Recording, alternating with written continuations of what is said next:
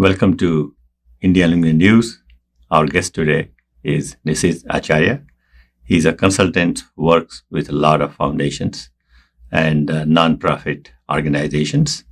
Today we are going to talk to him about Desai Foundation, which is coming up with their 12th annual gala at Gillette Stadium. So, Nishit, welcome to our studio. Thank you, Upendra. This is the first time here, right? This is my first time, yeah, in this new studio, yes. Sure. Yes. Now, so let us start with, we'll come back to you about a little bit later, but let's start with the Desai Foundation. Yeah. With their upcoming gala on October 10th at Gillette Stadium. So, how did you get involved with the Desai Foundation? And how long you have been working with them, and what do you do with the Desai Foundation? So I've had the benefit of knowing the Desai family for most of my life now. Samir Desai, Neelam Auntie, I've known them as friends of my parents. The connection goes even one generation back in India. Really? But yes, back in Gujarat. But I've known Sam and Neelam Auntie for a long time. My parents are friends with them. Their older daughter, Moha, and I are the same age, graduated high school. She graduated in Lincoln. I graduated in Wayland, just a few towns over, and Mega as well. And so I've known the family for a long, long time. Again, family, friends, all of that sort of thing. And maybe about 12 years ago, maybe even before the first Lotus Festival, I was working in the development space. I was running the Deshpande Foundation, doing a lot of work in India. And so Mega and I started talking a lot to Sam about what they were trying to do in India. And just sort of got connected and started advising them on my experience with not just my work, but the work I'd done with Akshay Patra, bringing it to the U.S. with AIF, and started getting involved that way. And that became, with Lotus Festival, a chance to be part of the organizing committee, part of the host committee. And so been going for almost every year when it was at the Collins Foundation, at Gillette, more recently at Omni Hotel, and back. And so I've been involved with the event itself for a long time, and also been an advisor to the foundation and to the family for many So one years. thing I really liked about the Desai Foundation events is their locations and venues are very unique. Very unique, yes. Every time you go, it's really different, and it's every time there's a surprise there. And what a magnificent. And this time it is going to be at Gillette. Gillette, which is also. Yeah, and I don't know if you went a few years ago at Gillette, but one of the greatest moments is because Samir Desai has been a season ticket holder, he brings out all of the Super Bowl rings. Right. And to be able to actually wear the Super Bowl rings as a lifelong Patriots fan was one of the highlights of that year and many years. And so it's really great. That venue, the Collins Foundation, where so many World War II planes were amazing. So I think it really fits their mold of being a little bit different and bringing in an attraction that's not just a hotel and a party, right? And this time I hear that those who will attend the Desai Foundation Lotus Festival will also have access to Lighthouse there, which is which is great. It's for folks looking for an activity to do that's slightly different. The Desai Foundation event is both educational, it's a lot of fun, and you get access like this at Gillette Stadium, where they don't give tours, they don't show the locker rooms, the lighthouse, these sorts of things. But with the foundation, they've been able to do some of these things over the years, which has been really great.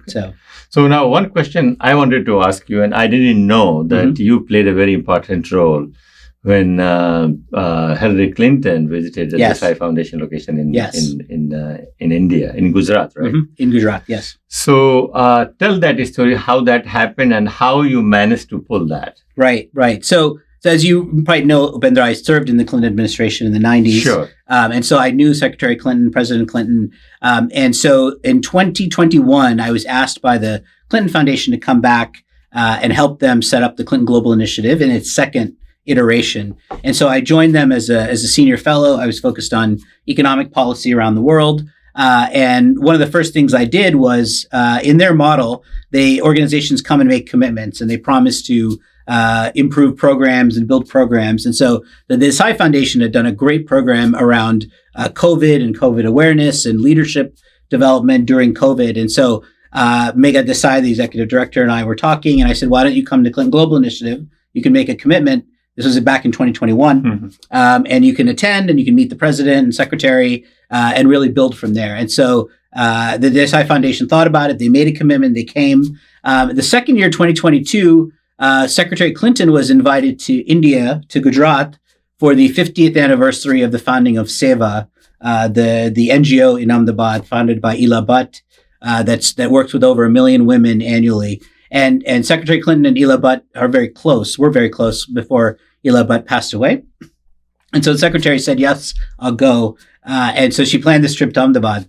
And because I was the senior fellow for economic affairs and also Indian American, I was asked to join her on the trip along with another colleague. And we were thinking about other things the secretary could do while she was there. So some of them are obvious. They met with some of the big, the big industrialists in Gujarat over dinner, a speech at the IIT Gandhinagar about meeting with students and talking about the world affairs. But I saw a really interesting opportunity to connect her with local NGOs, and in particular, the America-India connection. So there's a lot of good NGOs that are Indian, and the Clinton Foundation works in India. They've seen that.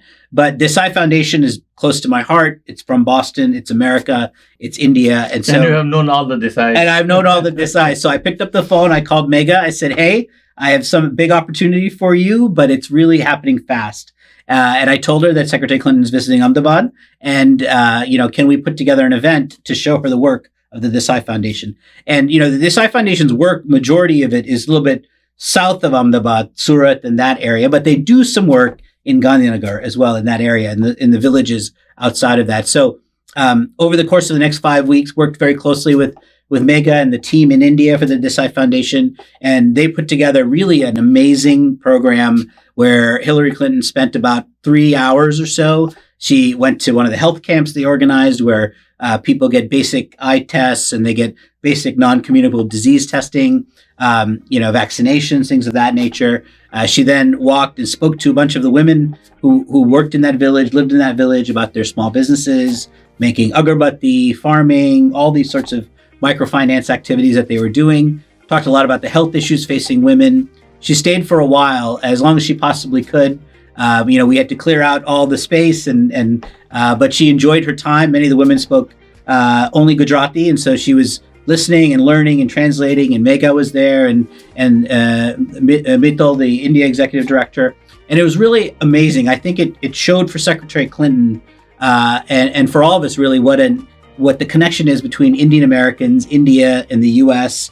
And how this all goes together, and how the Desai Foundation is sort of threading that needle in both countries. So I think it was an amazing success, and Secretary Clinton actually, when she came back, still talked about that trip for many months after as really eye-opening because of the diversity of activities she had, and in particular getting the time with the women in the village, which she often doesn't get. So. Sure. And now Desai Foundation works in about 8 Indian states, and it has touched about 12 million lives in India, which is a great accomplishment. Yeah. Now, what are some of the programs of Desai Foundation which really attracted you and which you like? So initially what I was attracted to is really the concept of them giving back, right? I think as Indians in this country, we've been very successful, and many of us still have family in India. And India obviously is an emerging economy and doing well in some areas, but also struggling in areas. And so when Sam Desai first talked to me about the foundation, it was great to hear about somebody who's done well in the United States and who's giving back to India and to his hometown. We've seen this with a lot of NRIs who've been successful as they go back to the region they're from and they give their philanthropy. And so they started doing that. I then took a more formal role advising them and really loved the health camp concept where they were providing a lot of services quickly. And then also loved the iteration towards women's health and the social enterprise of the Asani pads that was set up and trying to both serve a need there in the area of women's health, but also creating jobs for women to actually produce these pads and sell them in villages, and really serving an economic need and a public health need. So really attracted to what they were trying to do, which was not just charity traditionally, but a mix of activities. And then loved just helping them think through how does this model scale, because a lot of family foundations are simply content to work in their village, to work in their community here in the Boston area, and leave it at that. But they've really grown and really thought about the relevance of their work across India, and that's been fun to watch. So now tell us about briefly about the Lotus festivals. Mm-hmm. It's can you talk a little bit about Lotus Festival? What is the goal? What really happens? Yeah. So I think Lotus Festival, as far as I've been attending, really has had a couple of goals. One is it's an annual fundraiser for the Desai Foundation. And so the family gives a lot of their own resources to the foundation. But the work they're doing is in 8 states. It's many parts of Gujarat now. And so a lot of people have asked over the years, how can I get involved? How can I help? And donating to the Desai Foundation, which is now a public charity, even though it was funded by the family. It's a public nonprofit, just like most others. So people can give to that, and it goes towards all of their programs, oftentimes in the areas where those donors are from. And so it has a great role as an evening of funding for the foundation. But also, I think it's the unique location we talked a little bit about.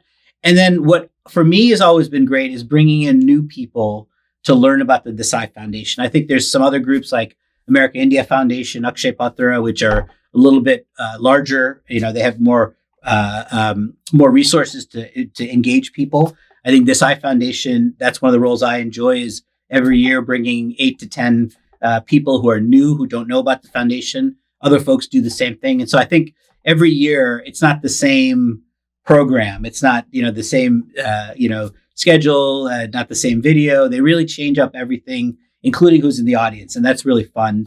I think it just builds the community and you learn a lot about their programs. Last year, they had this great sort of bazaar.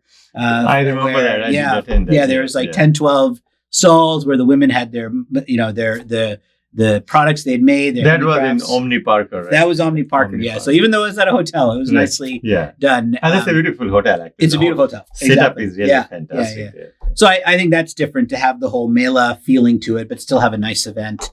And I think for a lot of people, particularly when I think about those of us who were born and raised here, it's actually a struggle to understand what we can do for India, because I've worked in India, fortunately, so it's easier for me. But if you're somebody raised here who works professionally and has no connection anymore, something like the Desai Foundation is a great way to meet people who are working there, spend time with them, and then figure out if it's your cause as well, right? Okay.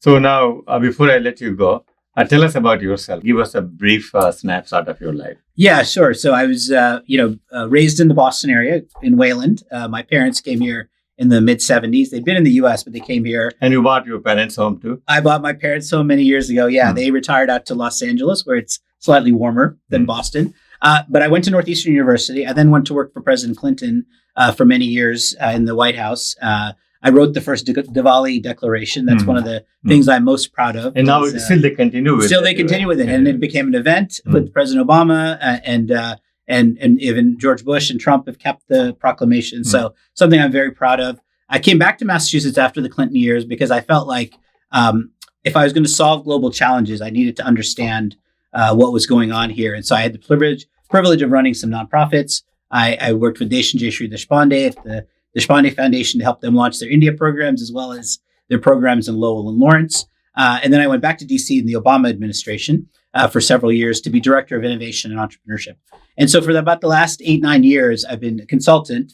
I built my own consulting firm called Equal Innovation. And the idea is to help foundations to bridge into new areas. So for example, American foundations, how do they work in India? For Indian companies, how do they do philanthropy in the United States?